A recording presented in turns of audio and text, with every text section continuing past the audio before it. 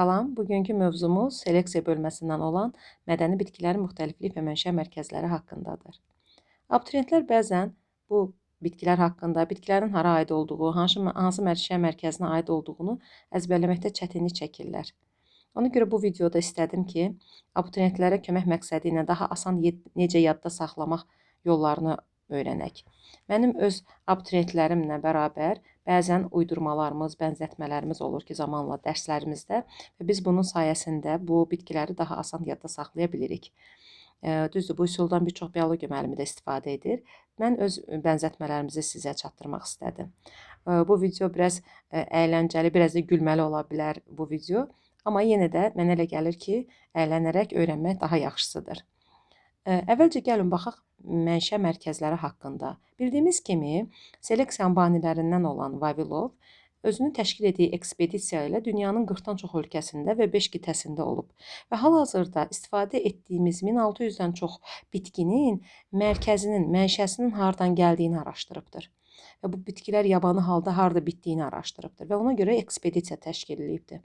Əsasən olduğu ərazilər dağlıq ərazilərdir və hal-hazırda istifadə etdiyimiz bitkilərin mərkəzləri də məhz həmin dağlıq ərazilərə düşür. Və həmin ərazilər də qədim əkinçilik əraziləridir. Vavilova görə 7 mənşə mərkəzi var. Amma müasir tədqiqatlara görə isə 12 mənşə mərkəzi var və o şəkil bizim dərsliyimizdə qeyd olunubdur. Dərsliyimizdəki şəkil bu şəkildir və müasir tədqiqatlara əsasən 12 mənşə mərkəzimiz var. Amma testdə bizə soruşsa ki, Vavilova görə neçə mənşə mərkəzi var? Vavilova görə isə 7 mədəni mənşə mərkəzimiz var. Birinci, bu qitələrə biz adları üzərinə qeyd edək. Şimali Amerika, Cənubi Amerika, Avropa, Asiya, Afrika, Avstraliya. Mədəni mənşə mərkəzlərimiz 7 dənədir gördüyümüz kimi. İndi isə adlarını qeyd edək. Birinci, yəni bu gördüyümüz birinci mənşə mərkəzimiz bizim Cənubi Asiya mərkəzidir. Və yaxud da Cənubi Asiya tropik mərkəzi. Cənubi Asiya tropik mərkəzi. İkinci mərkəzimiz isə gördüyünüz kimi Yaponiyanın, Çinin də bir hissəsinin düşdüyü ikinci mərkəzimiz isə Şərqi Asiyadır. Üçüncü mərkəzimiz Azərbaycanın da aid olduğu Cənub-Qərbi Asiyadır. Cənub-Qərbi Asiya. Dördüncü mərkəzimiz Aralıq dənizi ölkələri. Bu Aralıq dənizidir bildiyimiz kimi. Aralıq dənizi mərkəzimizdir. Dördüncü mərkəzimiz Aralıq dənizi. Aralıq dənizi mərkəzi. Beşinci mərkəzimiz Cənubi Amerika mərkəzi. Altıncı mərkəzimiz Mərkəzi Amerika mərkəzi.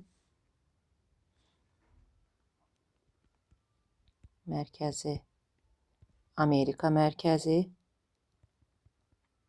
Mərkəzi Amerika mərkəzi. 7-ci mərkəz isə Həbəşistan.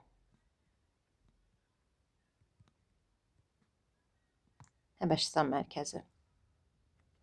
Mərkəzlərimiz 7 mənşə mərkəzimiz oldu Vavilova görə. Bəzən testlərdə qarşımıza gəlir ki, ekvator xəttinin kəsdiyi mənşə mərkəzi, ekvatordan, yəni kəsdiyi mənşə mərkəzi deyəndə ekvator xəttini çəkməyə çalışaq. Bu bizim ekvator xəttimizdir. Ekvator xətti 2 mənşə mərkəzini kəsir. Bir Cənubi Amerikanı, bir də Cənubi Asiya tropik mərkəzini. Deməli, ekvator xəttinin kəsdiyi mənşə mərkəzi Cənubi Amerika və Cənubi Asiyadır. Asiya ilə əlaqəli, yəni sırf Asiyada yerləşən mənşə mərkəzimiz 3 dənədir. Şərqi Asiya bu mərkəzimiz, yəni ikinci mərkəzimiz. Cənubi Asiya mərkəzimiz, bir də Cənub-Qərbi Asiya mərkəzimiz sırf Asiya ilə əlaqəli olan mərkəzlərdir. Sonra gələ bilər ki, 3 qitəni birləşdirən mərkəzimiz. Aralıq dənizi mərkəzimiz 3 qitəni birləşdirir. Hansı qitələrdirlər o qitələr? Avropa qitəsi, Avropa, Asiya, yəni Asiya qitəsi və Afrika qitəsini. 3 qitəni birləşdirən mənşə mərkəzimiz Aralıq dənizidir. Sual belə gəlir ki, tutaq ki, 3 qitəni birləşdirən mənşə mərkəzinə aid bitkilər seçin. Onda biz bilirik ki, Aralıq dənizi mənşə mərkəzimizdir 3 qitəni birləşdirən. Həbəşistan mərkəzi, Həbəşistan 2 qitədə yerləşir. Bir Afrikada, bu hissə isə bildiyimiz kimi Ərəbistandır və Ərəbistan ərazisinə də düşür. Ərəbistan da Asiyaya aid bir ölkədir. 2 qitədə yerləşən isə Həbəşistan mərkəzimizdir. İndi isə bu bitkiləri necə yadda saxlamağa baxaq. Cənubi Asiya tropik mərkəzində limon, xiyar, düyü və badımcan var. Və burada qeyd olunan faizlər 33%, ümumi bitkilərin, yəni hansı ki araşdırma aparılan bitkilərin ümumi 33%-ni təşkil edir və ən böyük mənşə mərkəzidir ki, burada 33% bitki, ümumi 1600 bitki üzərində aparılıbsa, onun 33%-i ən çoxu Cənubi Asiya tropik mərkəzinə düşür. Vətəni, yəni bu ərazidir. Limon, xiyar, düyü, badımcan. Bunu biz şagirdlərimizlə necə yadda saxlayırdıq? Deməli, burada gördüyümüz kimi düyüdən plov, yəni aş bişirirlər. Bizim yerli dildə desək aş bişirirlər və aşın böyründə bəzən olur ki, badımcan dolması da verirlər yanında bəzən və aş yeri yanında badımcan dolması ilə, böyründə yanında xiyar salatımız var, üzərinə də limon sıxmışıq. Yəni bu bizim Cənubi Asiya tropik mərkəzi bitkilərini yadda saxlamaqdan ötürü bənzətməmizdir. Aş, plov, yanında badımcan dolması, böyründə salat olaraq xiyar və üzərinə də yanında limon sıxmışıq.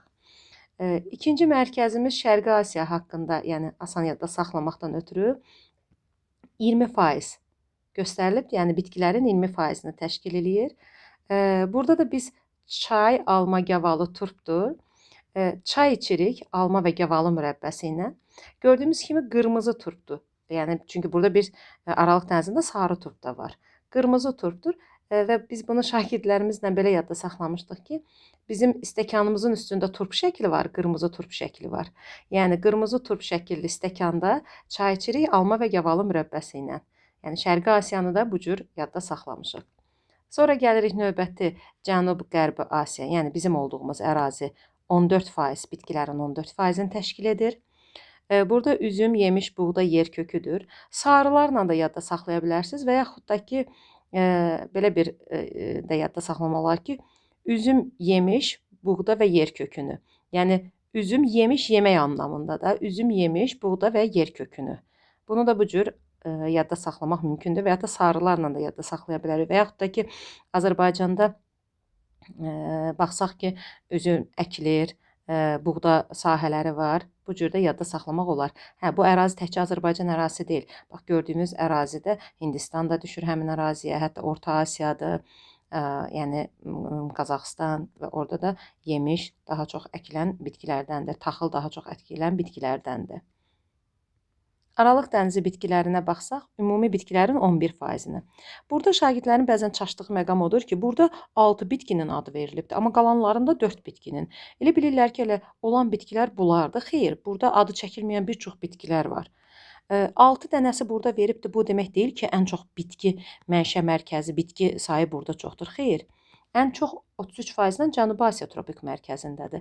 Sadəcə burada 6 dənə bitkimiz verilibdir. Amma ümumi bitkilərin 11%-ni təşkil edir və 4-cü yerdə durur faiz etibarı ilə. Aralıq dənizi dediyimiz kimi 3 qitəni birləşdirdi. Şimali Amerikanı, daha doğrusu Şimali Afrikanı, Avropanı və Asiya düşdü bu əraziyə. Burada kələm, turp, zeytun, çuxundur, soğan, noxuddur. Buradan biz bəzi müəllimlərin də qeyd etdiyi kimi boş yeməyi bişiririk. Yəni oradan yadımızda saxlayırıq ki, borşun içərisinə kələm tökürük, soğan qovururuq və çuğundur. Gördüyümüz kimi qırmızı çuğundur da tökürük, rəng qatsın deyib. Bəzi yerlərdə borşa noxud da tökürlər və yanında isə salat olaraq sarı turpla biz zeytun tutması ilə həmin borşu yeyirik. Növbəti mənşə mərkəzimiz Mərkəzi Amerika mərkəzidir ki, Mərkəzi Amerika mərkəzinin 10% bitkilərin 10%-i təşkil edir. Burada qarğıdalı, kakao, tütün, balqabaqdır. Və bu balqabağı görən kimi, Amerikanı xatırlayan kimi gözümüzün qarşısına Halloween bayramı, yəni Cadılar Bayramı deyək ki, gəlir. Bildiyiniz kimi orada bu balqabağın içini yarırlar, içərisinə fənər qoyurlar və bu cür bayram keçirdirlər. Sanki özünüzü bir kinoya baxırmış kimi hiss eləyin. Yəni siz oturmusunuz, Cadılar Bayramı bir kinosuna baxırsınız və kinoya baxa-baxa yanınızda qarğıdalının partlamışı popkorndur. Qarğıdalını bilirsiniz ki, popkornu qarğıdalını partladıb alırlar. Popkorndur və isti kakao, şokoladlı kakao içə-içə kinoya baxırsınız və burada bildiyimiz kimi tütün, siqaretin xam malı olan tütünün də vətəni buradır. Və bu balqabağın içərisində o fənər yandırırlar, şam yandırırlar. Sanki o fənər şam tüstülənir, siqaret tüstüsü kimi çıxır. Yəni oradan da yadınızda saxlaya bilərsiniz ki, siz bir kinoya baxırsınız, Halloween bayramından bağlı bir kinoya. Orada popcorn yeyə-yeyə, isti şokoladlı kofenizi, kakaonuzu daha doğrusu, kofe yox, kakaonuzu içə-içə baxırsınız və həmin balqabağın içərisindən də bu cür tüstü çıxır. Cənubi Amerika mərkəzi isə 8%lıq mərkəzdir. Burada isə bizim şagirdlərimizlə tapdığımız bənzətmə bu idi ki, deməli bir adam fikirləşin, başına şlyapa qoyubdur, hansı ki balqabaq, daha doğrusu ananasın bu bəzəklərini xatırlayan bir şlyapadır və gedib kartof əkməyə. Kartof əkib yorulur, gəlir kina ağacının altında, bu bir də balaca görsənməyə baxmayaraq kina ağacı biraz böyük ağacdır. Kina ağacının altında oturub istirahət eləyir və yer fındığı yeyir. Yer fındığı da araxis, yəni bizim bildiyimiz yer fındığıdır. Yenə də təkrarlayım, deməli bir adam fikirləşin, başında şlyapa qoyub ki, gün düşməsin və bu ananasın bəzəklərini xatırladır. Bunun başındakı şlyapa kartof əkir və yorulanda isə gəlib kina ağacının altında oturub yer fındığı yeyir. Yenə də qeyd edim ki, kimsə bu videoya görə gülməli gələ bilər, amma mənə elə gəlir ki, daha asan yadda saxlamağın yollarından bir neçəsini demiş olduq. Bir də onu qeyd edim ki, bir bitkinin bir neçə mədəni mənşə mərkəzi ola bilər. Yəni bir bitkinin bir neçə mədəni mənşə mərkəzi ola bilər. Mədəni mənşə mərkəzlərinə baxsaq, məsələn, kartof. Kartofun vətəni Cənubi Amerikadır. Yəni kartof sonradan Kristofor Kolumb Amerikanı kəşf etdikdən sonra Avropaya gəlibdir. Və yaxud da ki, çay Şərqi Asiyadan dünyaya yayılıb. Və yaxud da düyü Şərqi Asiyadan dünyaya yayılıb. Buğda və yaxud da yer kökü Cənub-Qərbi Asiyadan bütün dünyaya yayılıbdır. Hal-hazırda bu gördüyümüz bitkilərin bir çox yerlərdə rastımıza gəlir. Yəni hər yerdə əkilib becərilən bitkilərdirlər. Ancaq yəni onların yabanı halda bitdiyi ərazilər onların mənşə mərkəzləridir. Sonuncu Həbəşistan mərkəzimizdir ki, bu da ümumi bitkilərin 4%-ni təşkil edir. Burada isə banan, dənli sorğu, qarpız və qəhvədir. Bunu da belə yadda saxlamaq olar ki, səhər bananlı qəhvəmizi içdik, günorta hava isti olur, sərinləməkdən ötürü qarpız kəsib yedik və axşam sərinində isə dənli sorğu əkməyə getdik. Dənli sorğu da taxıllar fəsləsinə aid olan bir bitkidir. Yəni səhər bananlı qəhvəmizi içdik, günorta sərinləməkdən ötürü sərin qarpızımızı kəsib, axşam sərinində isə dənli sorğu əkməyə getdik. Mənə elə gəlir ki, yadda qalan bir video oldu. Əgər kiminsə başqa yadda qalan, yəni bənzətməsi varsa, rəylərdə yaza bilərsiniz.